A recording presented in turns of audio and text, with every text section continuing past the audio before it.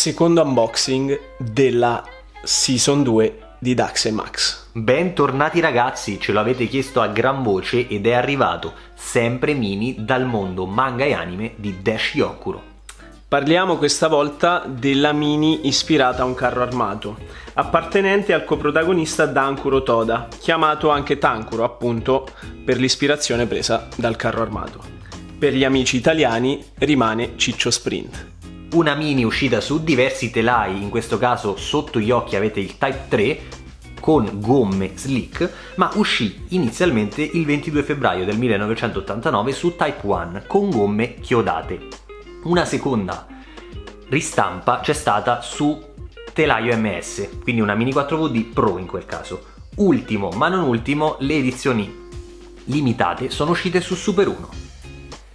Fa parte della tanto amata serie Racing. Inoltre riuscirete sicuramente ad apprezzare le differenze tra il Type 3 e il Type 5 dell'altra volta. Questa volta il telaio è leggermente più alto, rimane più robusto e nello specifico in questo caso è di colorazione nera.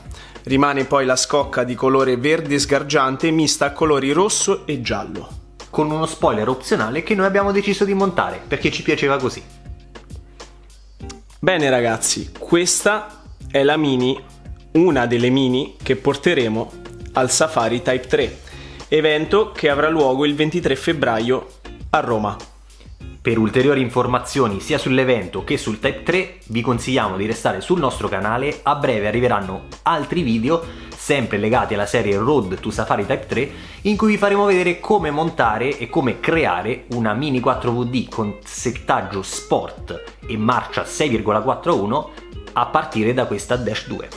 Quindi rimanete sintonizzati per vedere questo settaggio off-road e se raggiungeremo almeno 100 mi piace un'altra Dash potrebbe spuntare dal nulla.